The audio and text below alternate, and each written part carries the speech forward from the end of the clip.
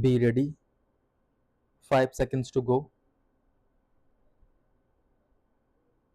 In conclusion, I would like to say a word in regard to employment with which I have been dealing so far.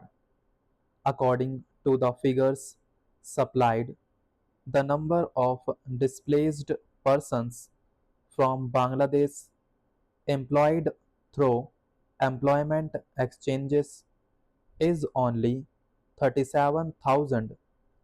This is very meager compared with the total number, which comes to 32 lakhs according to the official figures. This is with regard to Bangladesh refugees. The number of displaced persons from Pakistan employed through employment exchanges is not very encouraging, but still it is 75,000. I would urge upon the Honorable Minister to take this into consideration and see that something is done to find employment for these people. Of course, there is some expenditure incurred on general education and vocational training, but when we look at the number of persons who have been given vocational training, we find that the number already trained and under training is very low. This figure also seems to be very small considering the magnitude of the problem before us. Some programs of general improvement have been undertaken by the government of West Bengal by way of setting up new industries, etc. These programs should be looked into and put into operation with a view to giving more employment to these displaced persons. Within the limited time at my disposal, I shall limit my remarks to refugees from Bangladesh. The first thing which strikes one as one looks at the various brochures and publications that have been given to us is the amount of contradiction one has to battle against. The first contradiction is in regard to the number of persons government think they have rehabilitated in West Bengal, granting that it is difficult to make a final assessment of the number of refugees who have come from Bangladesh. It is still true to say that at least there should be some sort of parity between what the Union Ministry says and what the West Bengal Rehabilitation Ministry says. Only a few days ago, the West Bengal Minister of Rehabilitation said that there are 22 lakhs of refugees who have yet to be rehabilitated, but the central government contradicts it. Unless The government knows the number of people they have to budget for.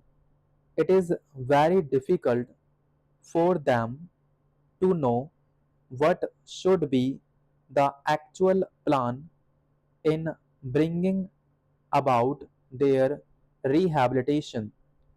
As a matter of fact, many other sources believe that the figure is far higher, but in any case, there should be some parity and some idea as to the extent of the rehabilitation problem which will remains before the people of West Bengal.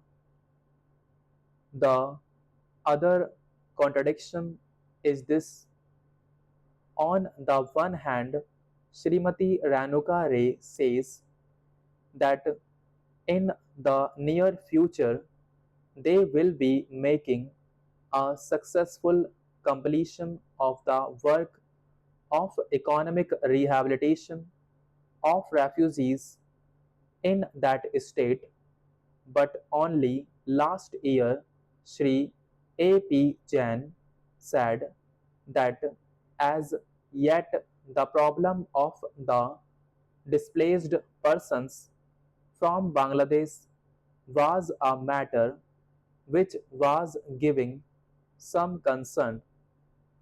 I really do not understand why, in spite of Sri A.P. Jain recognizing that the problem is still quite serious, Srimati Ranuka Ray should have made such a statement.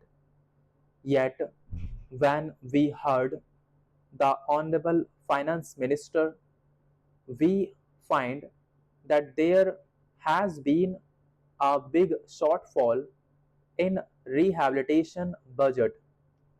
I think that if the fact finding committee's report had been published, the assessment that we have rehabilitated about 50% of the people of Bangladesh who came over as displaced persons would have become quite clear in regard to its incorrectness.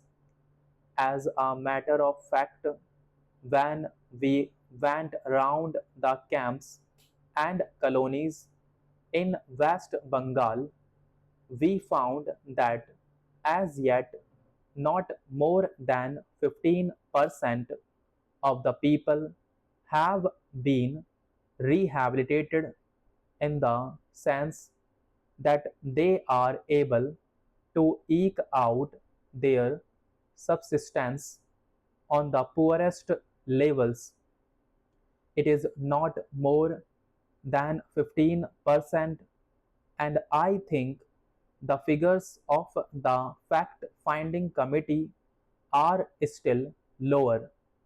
I think this is something that we have to take very seriously and put our minds to and apply all the resources that we have to find out how we will be able to tackle this problem of rehabilitation.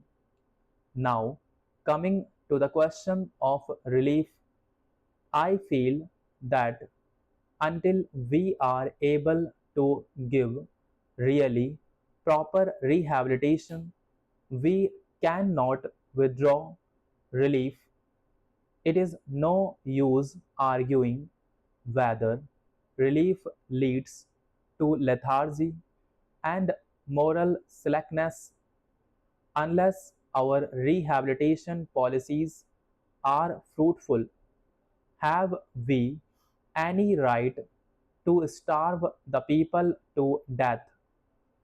As a matter of fact, Sri A.P. Jain may know that in West Bengal The incidence of tuberculosis amongst the refugee population is very high. Only 30% of the people is catered for by the inadequate relief given by the Directorate of Rehabilitation.